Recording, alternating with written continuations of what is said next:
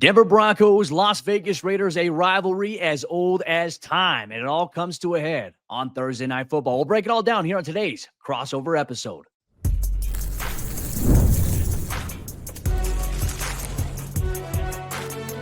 You are Locked On NFL Crossover, part of the Locked On Podcast Network. Your team every day. Everybody loves Thursday Night Football as the Denver Broncos and Las Vegas Raiders face off on a short week in an AFC West divisional matchup. I'm Cody Roark, host of Locked On Broncos, joined alongside by your boy Q. He's our boy Q, too, of Locked On Raiders to preview Thursday Night Football. We'll go through why it's a short week for both teams, some of the biggest storylines post-NFL trade deadline, where the Broncos are at, not looking too far ahead to Kansas City next week. Plus, we'll go through key matchups in this game and how will the Broncos try to prepare for the Raiders and Brock Bowers without Patrick Surtain II. Then we'll go through keys to victory for both sides. If the Raiders are going to win, what do they need to do? If the Broncos are going to win, what do they need to do? You get all that here on today's Crossover Thursday, brought to you by friends over there at Prize Picks. Download the Prize Picks app today and use code LOCKEDONNFL to get $50 in lineups after you play your first $5 lineup. Thanks to all the everydayers out there. Thanks for making us your first listen, however you choose to do so. Q, great to see you, my man. I always love being able to do these crossover shows. We get a chance to chop it up here as both of our teams are going to face off here on Thursday Night Football. Let's get into the biggest story here. What is the biggest story for your Las Vegas Raiders coming into this AFC West matchup in primetime action on Thursday night?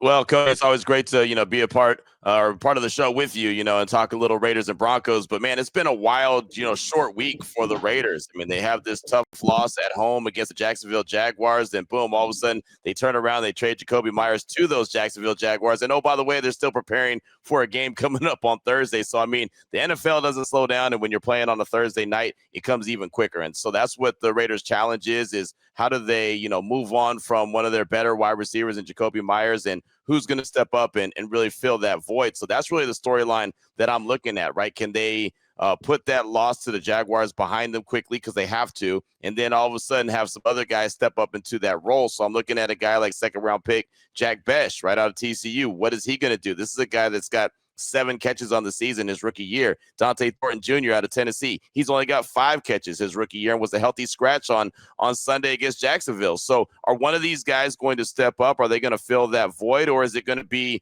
all the Brock Bowers show, maybe Michael Mayer and Trey Tucker? How does Chip Kelly, how do the Raiders really compensate for a very good set of hands in Jakobi Meyers, a really good route runner, a guy that just seems to find a way to get open and make himself available? How do they make up for his loss? To me, that's going to be the biggest storyline for this team going into this short week, this game on Thursday. Well, and that's what I was going to ask you about, too, because I've been following the conversation this week, especially after they traded away Jakobi Meyers. But you guys just recently brought in Tyler Lockett. As we know, Pete Carroll loves Tyler Lockett. I saw some conversation that, okay, what does that mean for Jack Bech out of TCU in terms of his snap counts? And what I think he didn't play any offensive snaps essentially against the Jaguars. Yeah, no offensive snaps against Jacksonville, and Dont'e Thornton Jr. was a healthy scratch.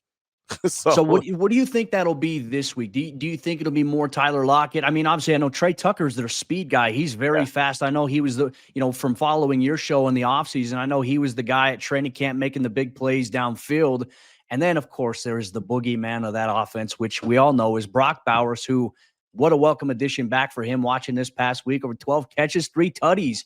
How do you think the Raiders come into this week trying to game plan against this ultra-aggressive Broncos defense? Yeah, I think it's going to be more than, or it needs to be more than, the Brock Bowers show, because I know the Denver Broncos have that really good defense, and I know they're going to key in on him, knowing that, hey, that's Geno Smith's guy, right? And even in plays that happened against Jacksonville, I saw times where Geno was just looking at Brock only, and there was other guys that were open on the route, but he saw 89, and that's not a bad place to go. That's not a bad place to get comfortable. But these defensive players and defensive coordinators get paid too. And they're going to lock in on that and say, hey, just jump 89, right? Just make sure that you're right there, get ready to jump that route because Geno's going to go to him. So that's why I'm saying a guy like Jack Bech and Dont'e Thornton Jr., they're going to have to step up now. I mean, it's one thing to be a rookie and have a learning curve. The learning curve's gone when you trade your veteran wide receiver, as far as I'm concerned. Now your learning curve is done. Now the team is looking at you saying, okay, Rook, it's time to step up. So now everyone's going to have to do a little bit more heavy lifting. Geno's going to have to get selective as well. He can't just lock in on one guy. And unfortunately, that's what he was on Sunday. And again, it was great to see Brock Bowers out there. As you mentioned, 12 catches, had 3 touchdowns on the day. But, man, you've got to be able to spread the ball around. You got to be able to get other guys involved, or else it's going to go the other way, and especially with a Denver Bronco team that creates a lot of turnovers. That's a recipe for disaster for Thursday night. Yeah, and I'll tell you what the biggest storyline here is for the Broncos this week. We all know no Pat Surtain in this game. This is going to be the first time. We'll highlight it a little bit later. This is the first time that they played, when Brock Bowers has been on the field, where PS2 is not going to be out there. PS2's done a really great job of neutralizing that threat in previous matchups. So that'll be something we look forward to maybe seeing how it goes this week. I think the biggest story here is, can the Broncos offense finally piece together a game where it's not just fourth quarter heroics, and that they can play effective football in the first quarter, second quarter, and the third quarter. They have yet to play a complete game so far, Q. And the crazy thing about it is they're on a 6-game winning streak. Right. Thursday puts them at 7 games, 1 in a row, which is crazy here. We know that this Broncos team here, at least in Denver, they're talented, but they're not playing their best football yet, which can be a scary thing here, is that they can find a way to do that. What is the story here with this Raiders defense this week, and maybe how they might try to play Bo Nix and this Broncos offense that's been kind of so up and down so far this season?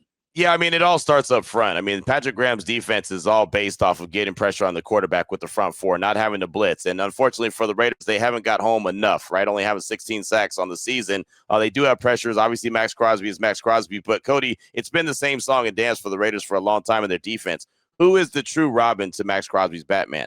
They still have not identified one. They've been trying to do it for years, going back to Chandler Jones, Malcolm Kuntz. Obviously, he's been there. Tyree Wilson was drafted to be that guy. Like, there's been guys that have been brought in. They obviously brought Christian Wilkins in to be a force from the interior, and that didn't work out. He only played 5 games. They still don't have that true Robin, and so it's all on Max Crosby, and that's just realistically, that's not going to get it done. So this team has not been able to really maximize, I think, their ability defensively. The cover 3 that they're running, the soft zone that they're running, it seems like there's a lot of holes in that zone where wide receivers could just sit down and make themselves available for the quarterback. So ultimately, this game is going to come down to, the Raiders defensive line has got to have to get pressure on Bo Nix. They're going to have to frustrate him, rattle him a little bit, and he's tough to rattle, and not to mention he can run, as you know. So they're going to also have to kind of cage him in, as opposed to just pinning their ears back and trying to get after him. They're not going to be able to, lose Contain. If they lose Contain, they're going to lose him, and they're going to most likely lose the game.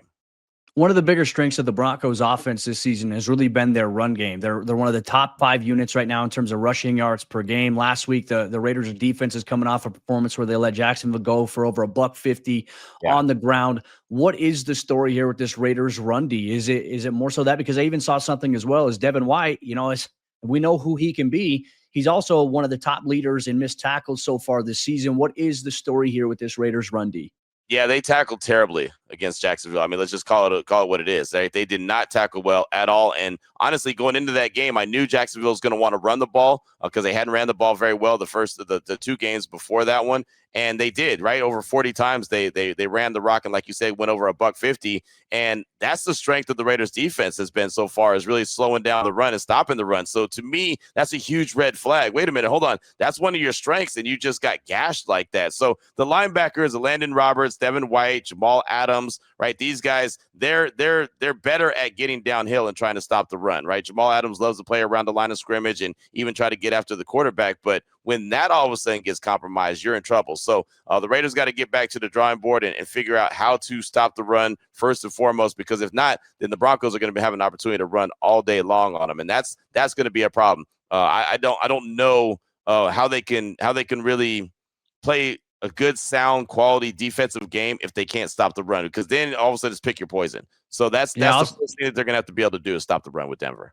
I'll say, watching the film, they definitely missed Trevon Moehrig. That's a guy I feel like would have been so great to have on this defense for them this season, especially on the outside. I know Sean Payton last year, when talking about facing the Raiders, they mentioned Trevon specifically. Now, obviously, he's not on the Raiders anymore there. We'll see where things are at here. This is going to be an interesting matchup. Thursday night games are always weird because you don't really have a chance to install a full-on game plan and get practice reps at full speed. It's walkthroughs for everybody, essentially, and that means we'll see an interesting game potentially here on Thursday Night Football. But the matchups that we'll dive into could define this outcome. The Broncos are going to try to figure out how to stop the Raiders and Brock Bowers without Patrick Surtain, but also how can the Broncos take advantage? How can the Raiders take advantage? We'll go through key matchups that will define Thursday night's game here on today's episode of our Crossover Thursday Locked On Broncos, Locked On Raiders. Today's Crossover Thursday is brought to you by our friends over there at Mizzen and Main. And you know the saying, look good, feel good, play good. The problem is most dress clothes only check one of those boxes. They look sharp, but they feel stiff, hot, and high maintenance. That's why there's Mizzen and Main. At Mizzen and Main, they make classic menswear with performance fabrics, so it's effortless to look sharp and to feel comfortable. They actually invented the performance fabric dress shirt over 10 years ago, and they've perfected it ever since. I've got Mizzen and Main. I wear it every game day in Broncos Country. I've got polos for when it's hot. I've got long sleeve dress shirts and flannels from Mizzen and Main for when it is cold. It is my go-to here as the Broncos prepare on game days. And I can also wear it out to other casual events like dinner, or if I'm going to a sporting event local, like sporting a local high school team, I'll wear my Mizzen and Main. I love it. It's the most comfortable fabric and clothing that I own. And right now, Mizzen and Main is offering our listeners 20% off your first purchase at mizzenandmain.com with promo code LOCKEDON NFL20. That's Mizzen, spelled M-I-Z-Z-E-N, and Main, MAIN.com. Promo code LOCKEDON NFL20 for 20% off. And if you'd rather shop in person, you can find Mizzen and Main stores in select states. Today's show is also brought to you by our friends over there at Prize Picks. You and I make decisions every single day, but on Prize Picks, being right means that you can get paid. Don't miss any of the excitement of this sports season, whether you're following the NFL, the NBA, or both. There's no better time to jump in on the action than right now, because if you haven't tried it yet, Prize Picks is the simplest way to play. Just pick more or less on at least two player stats, and if you get them right, you win. It takes less than 60 seconds to make your lineup, and you can play anywhere that Prize Picks operates, including California and Georgia. They have a new stacks feature, which is a brand new game changer where you can now pick more on Steph Curry three-pointers, assists in the same exact lineup. Download the Prize Picks app today and use code LOCKEDONNFL to get $50 in lineups after you play your first $5 lineup. That's code LOCKEDONNFL for $50 in lineups after your first $5 lineup. Prize Picks. It's good to be right. Crossover Thursday continues here on the Locked On Podcast Network. Locked On Broncos, Locked On Raiders. We dive deep into some of the key matchups on Thursday Night Football that we have our eyes on. We want to say thank you so much to all the everydayers out there. Thanks for making us your first listen, however you choose to do so. Don't forget to subscribe or follow wherever you get podcasts. Q, let's dive into key matchups to watch from the Las Vegas Raiders perspective. Which matchup are you eyeing specifically here for Thursday Night Football in such a short week where you don't really get to install a full-on game plan? We talked to players in the locker room this week, and they say it's really about just going back to fundamentals because you don't get those full-speed practice reps as you're just trying to get your body right for Thursday night. From the Raiders' perspective, which matchup has your eye? Well, I'll tell you, man, it's funny you mentioned fundamentals because for me, the matchups are going to be about fundamentals. And I think it's the defensive line, right? I think it's that front four. How can they be aggressive? How can they slow down Denver? You know, can they I don't want to say have their way with the offensive line. I don't think they're going to have the way with anyone's offensive line, but can they be productive against the Broncos offensive line, and can they slow down the run? If they can slow down the run, then it's going to start to play into the factor what they want to do, which is pin their ears back and try to rattle Bo Nix. But if they can't stop the run, then there's no reason for Bo Nix to drop back 25, 30 times, right? He can just continue to hand the ball off like you saw the Jacksonville Jaguars do and just run up and down the field against the Raiders. And so I really think it's going to be the matchup of the defensive line against that offensive line, you know, the battle of the trenches. We talk about it all the time, but for this game, knowing that Sean Payton's going to want to run the ball, and obviously there's some dudes there in Denver that can get it done. I mean, I'm watching some of the Broncos game a couple weeks ago, and I want to say, was it RJ Harvey that had a run about 30-some yards to the house where he didn't even get touched? Like, there was not even a guy that touched him. I was like, wait, does somebody want to put a hand on him? You know what I mean? It's like one of those where I know if Sean Payton could go ahead and hand the ball off and continue to do that, he'll do that. Obviously, Bo Nix has a strong arm, can throw the ball around the yard. But, man, I mean, it makes life so much easier if your running game is going. So I think that the biggest challenge for the Raiders is going to be, you know, can that front four, can those linebackers come downhill, slow down the run, stop the run, and make the Broncos one-dimensional. So really that's the matchup that I'm looking for defensively for the Raiders to have a little bit of success against the Broncos. Q, I think this is going to be the most important matchup of the game, and I'm glad you highlighted it because so much of the Broncos' offensive line, they've been highly graded by a lot of different metrics, right? But the idea of what we see with this offense and Denver and their identity, I really think it is to run the football, and everything else would open up for Bo Nix. There's been times this season where the Broncos simply haven't committed enough to the run. Now, even though they're a top 5 rushing offense right now in the NFL, that's great and all. Some of those numbers are skewed a little bit late there. Like, there are times where the Broncos, you know, they'll get the run game going. I think last week against the Houston Texans, as we know, that's a very good defense down there that DeMeco Ryans has. J.K. Dobbins got on a little bit of a hot start, 3 carries for 24 yards early on. And then the Broncos just went into this habit of throwing, I think, 5 or 6 straight times after that. And you have incompletions. It stops the clock. And then all of a sudden you're punting. The Broncos can't get into this formula against the Raiders on a short week. And I've always said it this way. Even though that the Raiders are 2-6, they're sitting in a position right now where if they can try to poke holes in other teams' seasons, they will find a way to do that. They'll try to find a way to capitalize on that. The run game is going to be key. And I think from our perspective in Denver, the biggest frustration has been not consistently sticking with the run, even though the production has been there in terms of the Broncos rushing offense and the output per game this season. They don't stick with it when they should. And then it forces Bo Nix to just go out there and throw. You have to have balance. And hopefully this is a game where the Broncos can do that. My matchup that I'm going to go to here, I think, is going to be how the Broncos defense, which is one of the top units right now in the NFL, how do they prepare for Brock Bowers? Because as I mentioned earlier, in the 2 times that the Broncos have faced off against the Raiders, granted, different quarterback, Gardner Minshew, I think Aiden O'Connell in one game, Brock Bowers has been the guy that goes off against everybody, but he hasn't necessarily gone off exactly against the Broncos when Pat Surtain is covering him. But there is no Pat Surtain in this game. It is Riley Moss. It is second-year cornerback Chris Abrams-Drain and a combination of Jahdae Barron and the nickel corner Jaquan McMillan. I don't think we're going to see a game plan here where the Broncos have one guy follow Brock Bowers specifically. I just don't think that they can do that. I think that they're going to play their cornerbacks just based, field, boundary, situationally. I don't see them matching up and saying, hey, if they're going to move Brock, we're going to follow. I think they like Riley Moss against Trey Tucker, speed versus speed there in that regard. I'm very curious to see how Denver comes out and tries to game plan for him. Because, look, we're talking so much also about Brock Bowers, but then there's Ashton Jeanty, who I think could be multifaceted, not only as a runner, he runs through contact with ease. He's a guy that can also impact you out of the backfield as well. I think that's where maybe Drake Greenlaw is going to come into the equation here for the Broncos defense. Yeah, I'm glad you brought up Ashton Jeanty, because it's funny when you're talking about the run game and the fact that the Broncos don't really commit and stick with the run game. I feel like that, I feel like I'm saying the same thing that you say when it comes to the Raiders offense, because look, Jeanty will get, like last week, 2 carries to start the game for 17 yards. And then Chip Kelly decided to call 3 pass plays, and then they have to punt. You know what I mean? It's like, wait, hold on. You're having some success.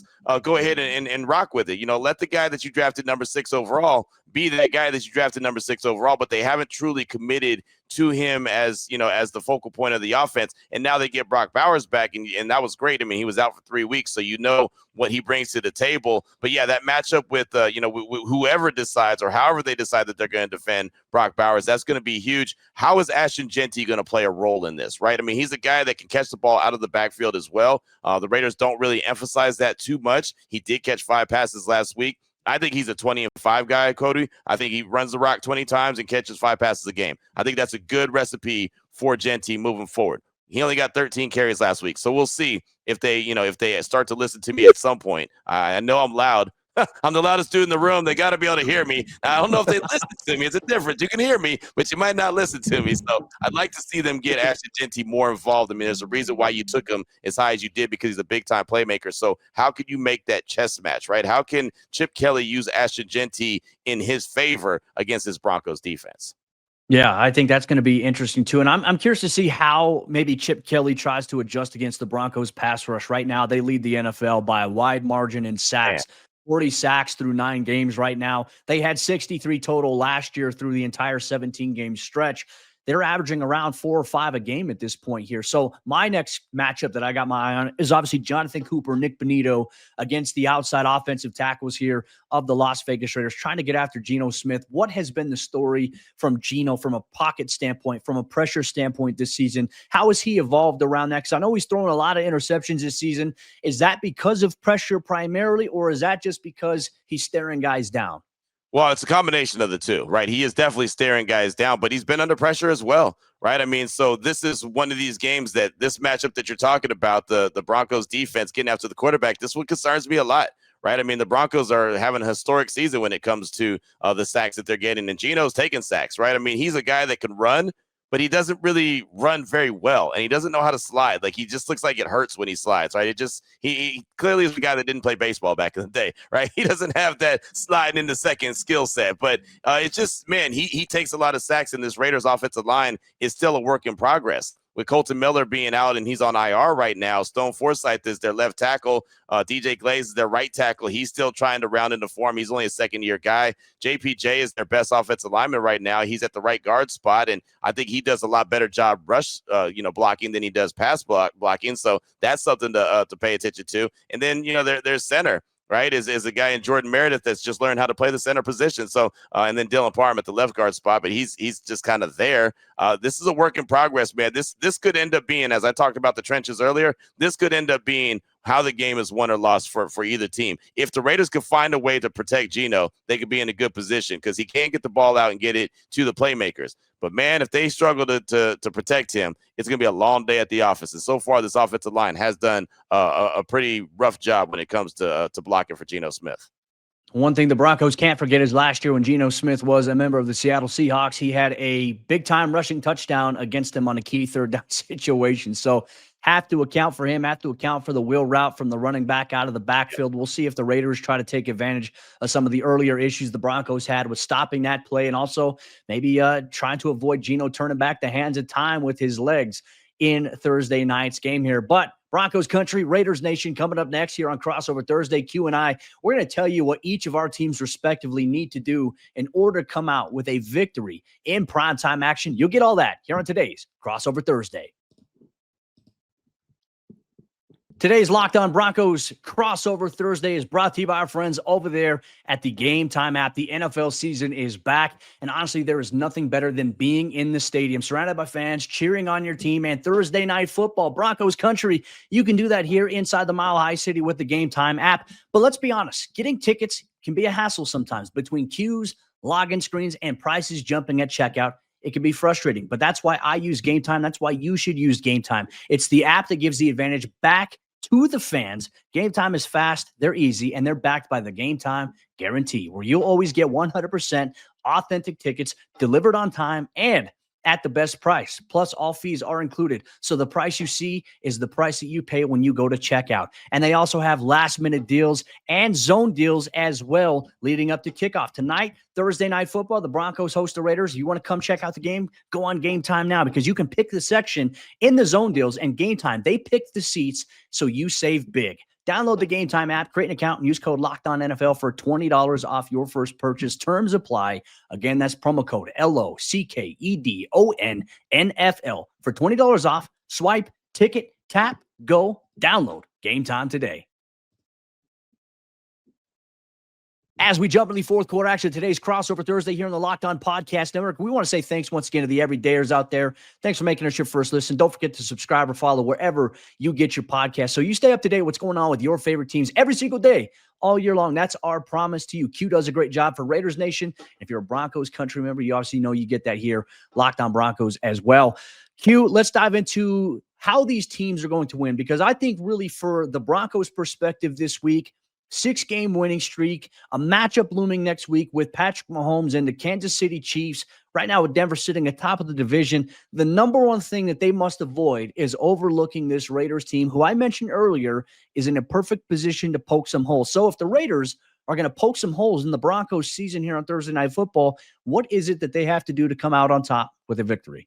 Well, first I'll start defensively. I think they're going to have to create a couple turnovers. I really do. And this is not something that's a calling card of the Raiders defense. It's not something that they just hang their hat on and they know that they're going to come up with some turnovers. But I do think that they need to steal a couple possessions in this one. I really do. I mean, there's something about this Raiders offense. It's not clicking on all cylinders. So a couple short fields could help them, put them in really good position to get into the end zone. So somehow, some way, they've got to create some turnovers. They're going to have to get some pressure on Bo Nix. Max Crosby's going to need to have a Max Crosby type day, and somebody is going to have to step up and help him out. And I don't know who that is because, look, we've been talking about someone stepping up and helping him out for a while, and it really hasn't come to fruition. I do like Jonah Laulu, what he's been able to bring from the defensive tackle position. He's not in there all the time, but, I mean, he's got 4 sacks on the season. Max has 5, and those are the 2 leading, sack artists for the silver and black. And it's wild to think how many sacks the Broncos have, and the Raiders are struggling. And like I said, they only have like 16 on the season so far. So clearly not enough, but a couple turnovers are going to need to be had for the Raiders defensively to put their offense in a good position. And then, Cody, offensively, I think it's really simple. I think it's the Brock Bowers and Ashton Jeanty show. And I know that there's plenty of other guys to get the rock too. Trey Tucker, we talked about him. Michael Mayer, another really good tight end. I'd like to see him get more involved. Looking at the rookies, Dante Thornton, Jack Besh, can they, provide a little something, a little spark to the Raiders offense? But it's got to go through Brock Bowers and Ashton Jeanty, right? Chip Kelly's got to get creative. You can't just, feed Brock every single play, every single pass play, feed it to him, because the Broncos are smart. They're going to jump those routes, going to take it the other way, but got to get creative how they use those guys, right? Passing game, run game, but they've got to be heavily involved. I'd like to see Ashton Jeanty get way more involved than we saw him against the Jacksonville Jaguars. And, finally, you just got to protect Geno Smith. If you don't protect Geno Smith, he's going to be on his back. He was the guy who was second last year in Seattle when it came to sacks, right behind Caleb Williams. I think he got sacked 68 times and Geno got sacked 50. Well, he's on pace to get sacked a ton of times more. So they've got to protect him as well. And that's not going to be a very easy task when you look at this Denver Broncos team that's very opportunistic when it comes to getting to the quarterback. So, I mean, it sounds like a simple game plan, but really it's sometimes you just got to keep it simple, stupid, right? You got to use the KISS method and roll with it. And the Raiders haven't really done a very good job of doing that. So I think it's back to basics, back to fundamentals for this team if they're going to have a chance on Thursday against Denver. What about for you? I think that's the thing. Like you mentioned, obviously trying to force takeaways here on this Broncos team. Bo Nix has thrown a couple of interceptions the last couple of weeks where, he floats it a little high and inside against the Texans. Against the Cowboys, he tries to do a no-look pass and ends up getting picked, and Denver's defense starts off in rough field position. Bo has kind of had these moments this year where he's kind of had a little bit of a slow start. So the one thing I think the Broncos offense has to avoid against the Raiders here on Thursday night is coming out there. You can't turn the football over early on. You have to protect it. Obviously, I think you have to maximize every possession that you get. I like the idea of the KISS method, the keep it simple, stupid method. The offense for Denver would benefit from that at times because sometimes Sean Payton gets a little too fancy with some of his play calls. You get like the tricky end arounds, the motions.